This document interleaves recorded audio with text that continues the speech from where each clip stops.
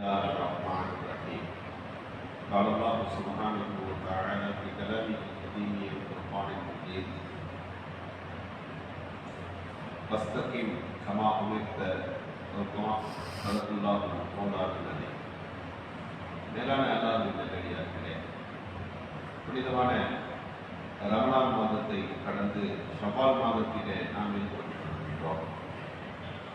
புனித ரமலான் மாதத்திலே பள்ளிவாசல்கள் எல்லாம் நிரம்ப காணப்பட்டது.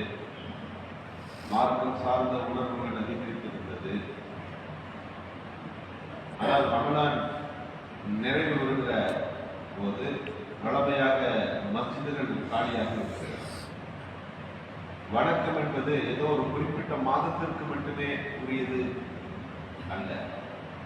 எந்த ஒரு இபாதத்துக்கும் கொஞ்ச நாள் செஞ்சுட்டா போதும் அப்படி ஒரு போதனை நமக்கு கிடையாது. உங்களுக்கு மரணம் வரை நீங்கள் தொழுகுங்கள். நீங்கள் எந்த ஒரு வணக்கமாக இருந்தாலும் ஒரு 5 நாள் செஞ்சா போதும், 10 நாள் செய்தால் போதும் என்று வணக்கத்திலே இல்லை. நிலையான வழிபாடுகள் என்பதுதான் மார்க்கத்தினுடைய அடிப்படைகள். இன்னைக்கு சீசன் வியாபாரத்தை போல ஒரு குறிப்பிட்ட காலத்தில் மட்டும் தன்னுடைய அமல்களை அமைத்துக் கொண்டு புனித ரமலான் மாதம் விடை பெறுகிற போது எல்லா அமலுக்கும் விடை கொடுத்து விடுகின்ற ஒரு சூழல் தமிழகத்தில் மட்டுமல்ல, பொதுவாகவே இந்த கண்ணோட்டம் இருப்பதை நாம் பார்க்கிறோம். எனவே நிலையாக இருத்தல் என்பது மிக முக்கியமான விஷயம். தொடர்ச்சியாக இருக்குதல் என்பது மிக அவசியம். நபிகள் பெருமானார் ஸல்லல்லாஹு அலைஹி வஸல்லம் அவர்களுக்கு திடீர்னு நரைமுடி தட்டார்கள். சூறாட்ட கேட்டாங்க, உங்களுக்கு நரமுடி வந்துருச்சேன்னு சொல்லி. அப்போது ஸல்லல்லாஹு அலைஹி வஸல்லம் சொன்னார்கள், ஷையபத்னி ஹூத், சூரத்துல் ஹூத் என்னை நரைக்க வைத்து விட்டது அப்படின்னு சொன்னார். சூரத்துல் ஹூத் ஒரு சூறா, அந்த சூறா எப்படி உங்களுக்கு இப்படி தாக்கத்தை ஏற்படுத்தியதுன்னு சஹாபிகள் கேட்டபோது ரசூலுல்லாஹி ஸல்லல்லாஹு அலைஹி வஸல்லம் சொன்னாங்க, சூரத்துல் ஹூத்ல அல்லாஹ் ஒரு வார்த்தையை சொல்லுகின்றான், ஃபஸ்தகீம் கமா உமிர்த, நபியே ஏவப்பட்டதுல நீங்க நிலையாயிருங்க, உறுதியாக இருங்க அப்படின்னு அல்லாஹ் என்னை உத்தரவிடுகின்றான். இந்த உத்தரவு என்னுடைய எனக்கு முடிகளை நரைக்க செய்து விட்டது என்று ஸல்லல்லாஹு அலைஹி வஸல்லம் சொல்லியிருக்கிறார். அப்போ ஒரு காரியத்துல நிலையா தாயும் காயமா எப்போதும் ஸ்டாண்டர்டா இருத்தல் என்பது ஒரு கடுமையான ஒரு விஷயம். இன்னைக்கு ஒன்று நாளைக்கு ஒன்று என்பது இயல்பான ஒரு சூழலாக இருக்கிறது. எப்போதும் நான் உறுதியாக இருப்பேன் எந்த ஒரு மனிதனாலும் சொல்ல முடியாது. ஒரு லஞ்சமே வாங்காதவருங்க எவ்வளவு தர வரைக்கும் 5-10 இல்லை, ஒரு பெரிய தொகையாக இருக்குமானால் அங்கே ஒரு ஊசலாட்டம் ஏற்படுகிறது அல்லவா? ஏதோ ஒரு சூழலை சொல்லி நம்முடைய உறுதித்தன்மையை, ஈமானை, நிலைப்பாட்டை குலைக்கிற பண்பு இந்த உலகத்துக்கு இருக்கிறது. ஏதாவது ஒரு காரணத்தை சொல்லி ஒரு காரியத்தை வந்து செய்து விடுவார்கள். ரொம்ப பெருந்தலா இருக்கிறீங்க என்று நாம் சொல்லுவோம். அவரிடத்துல அவருடைய குடும்ப காரியங்களில, நிகழ்ச்சிகளில, திருமணங்களில் ஏதாவது ஒரு வித்தியாசம் நடந்தா நம்ம ஒன்றும் இல்லை, வீட்டில் இருக்கிறவங்க இப்படி பண்றாங்க என்று சொல்லுவார். ஐயா, நீங்க எவ்வளவு வேண்டுதலானவர், இது மார்க்கம் நம்ம ஏற்றுக்கலையே, அதெல்லாம் உண்மைதான். ஆனால் எல்லாருடைய சூழல்களும் அப்படி இல்லையே, அவர்கள் நம்மை விளைத்து விடுகிறார்கள் என்று ஏதாவது ஒன்றில் அவர் அகப்பட்டு விடுவதை பார்க்கலாம். மார்க்கம் என்பது அப்படித்தான் பல நேரங்களிலே பல்வேறு நிர்பந்தங்களுக்கு உட்படுத்தப்பட்டு அது விலை பேசப்பட்டதாக வரலாறுகளிலே நாம் பார்க்கிறோம். இதற்கு ஷுவைப் ரலியல்லாஹு மக்காவில இருந்து பல்வேறு வியாபாரங்களை செய்து கொண்டிருக்கிறார். ஒரு தங்க வியாபாரி ரசூலுல்லாஹ் எதிர்த்து போனப்போ மக்கள் எல்லாரும் வந்து, ரசூலுல்லாஹ் பணம் போட்டோம், உங்க நபி போயிட்டாங்க, பரவாயில்ல, உங்க நண்பர்கள்லாம் போயிட்டாங்க, நீங்க மக்காவிலே இருங்க, உங்களுக்கு ரொம்ப ஆட்டம்லாம் கொடுக்குறோம், நீங்க இந்த ஊர்ல இருக்கீங்க என்று கேட்டார். ஒரு ஆசை காட்டுறாங்க, இப்படி இருந்தீங்கன்னு சொன்னாக்கா உங்களுக்கு வந்து ஒரு பெரிய ஒரு வாய்ப்பு இந்த மக்காவில் இருக்கு, நீங்க இந்த மக்காவுக்கு போகாதீங்க, அதாவது இஸ்லாத்தை விட்டு நீங்கள் வந்து விடுங்கள் என்று அவர்கள் சொல்ல வருகிறார்கள். ஷுவைப் அவர்கள் கேட்கவில்லை. அடுத்த நாள் காலைல பார்த்தா அவங்க புறப்பட்டாங்க, இஜரத்து புறப்பட்டு போயிட்டு இருக்காங்க. முதல் நாள் தருகிறேன் என்று சொன்னவர்கள் அடுத்த நாள் மிரட்ட தொடங்கினார்கள். என்ன கேட்டாங்க வந்து, நீங்க வெளியூர்ல மக்காவில் வியாபாரம் பண்ண தொடங்குறீங்க, பெரிய அளவுக்கு நீங்க பணம் காசுகளை சம்பாதிக்கிறீங்க. நீங்க இங்கிருந்து போறதா தான் எல்லாத்தையும் கொடுத்துட்டு தான் நீங்க போகணும். உங்க ப்ராப்பர்ட்டி எதுவும் எடுத்துட்டு போகக்கூடாது. இப்படி மிரட்ட தொடங்குகிறார். முதலாவது செய்தது கொடுத்து அவர்களுக்கு சோதனை, இரண்டாவது எடுத்து சோதனை. எப்படியே ஈமானை நீங்கள் பெற வேண்டும். சொன்னார்கள், என்னுடைய எல்லா பொருளையும் மக்காவில் தான் நான் விட்டுருக்கேன், எடுத்துட்டு போகல. என் வீடு இருக்கிறது, அதை நீங்கள் எடுத்துக்கொள்ளத்தான் போகிறீர்கள். அந்த வீட்டின் ஒரு பகுதியில என்னுடைய தங்க நாணயங்கள், இந்த ஊர்ல நான் செய்த அந்த வியாபாரத்துக்கு ஒட்டுமொத்த முதலீடு அங்கதான் இருக்குன்னு சொன்னாங்க. மக்காவாசிகள் அப்படியா போய் பார்த்தார்கள், அது அப்படி இருக்கு. எப்படி ஒரு பொய்யை சொல்லாமல் ஏதோ ஒரு இடம் சொல்லியிருந்தால் நாம் தேடிக்கொண்டே இருந்திருப்போம்.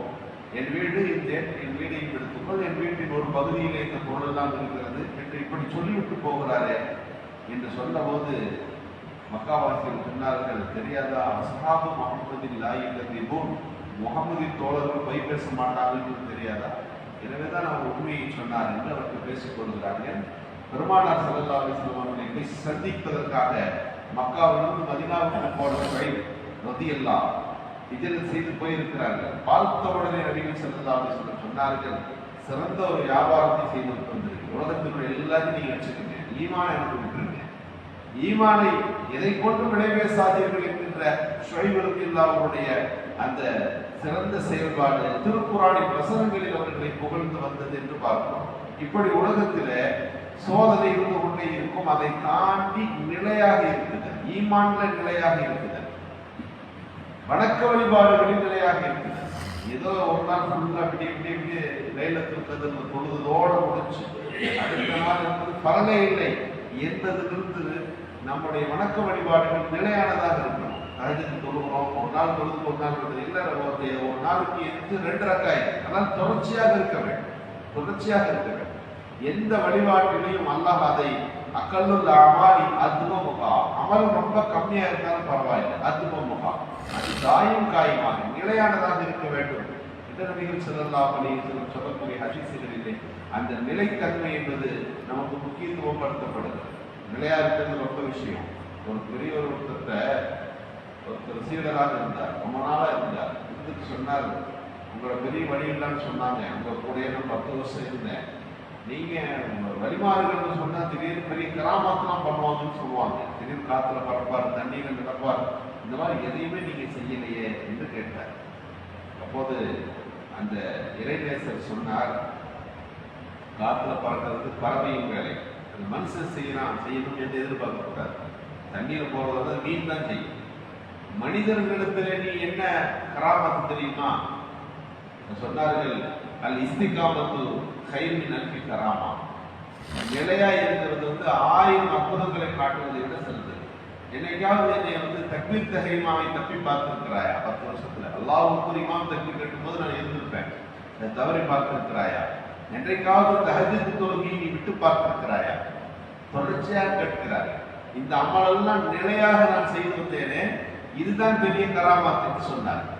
அந்த ஒரு வழிமாறுகளுக்காக இருக்கின்ற ஒரு பெரிய தகுதிகளில் உள்ள ஒன்று ஒரு நிலைப்பாடாக இருப்பது. நபிகள் ஸல்லல்லாஹு அலைஹி வஸல்லம் சொர்க்கத்துக்கு போகும்போது பிலால் ரலியல்லாஹு முன்பே போய் நடந்து போன சத்தத்தை கேட்டார்கள். அப்போது பிலால் ரலியல்லாஹு கேட்டார்கள், நீ என்ன அமல் செய்யறீங்க, எனக்கு முந்தைய நீங்கள் சொர்க்கத்தில் பிரவேசித்திருக்கிறீர்கள், நடந்து கொண்டிருக்கிறீர்களே என்று கேட்டபோது பிலால் ரலியல்லாஹு சொன்னார்கள், நான் எப்போதும் ஒழுவோடு இருப்பேன், ஒழு முடிச்சுட்டா உடனே ஒழு செஞ்சிருவேன், எப்போதெல்லாம் ஒழு செய்கிறேன்னா 2 ரக்காயத்து நான் தொழுதுருவேன், தைரியத்தில் ஒழுவுக்காக வேணும் 2 ரக்காயத்து தொழுவேன், இது நான் நிலையாக செய்து வருகிறேன் என்று சொன்னார்கள் நபிகள் ஸல்லல்லாஹு அலைஹி வஸல்லம் அவர்கள். அந்த நிலைப்பாட்டின் காரணமாக உயர்ந்த அந்தஸ்தை பெற்றிருக்கிறீர்கள் என்று சொன்னார்கள்.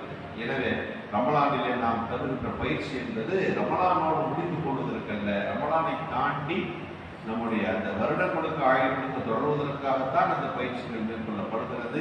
எனவே ரமலானில் எந்த ரப்பு இருந்தாலும் அந்த ரப்பு தான் இப்போதும் இருக்கிறார். ரமலானுக்கு யார் அல்லாஹோ அவர் தான் இப்போதும் அல்லாஹ். ரமலானை நாம் வணங்கவில்லை, ரமலானை தந்த அல்லாஹுவை தான் வணங்கிக் கொண்டிருக்கிறோம்.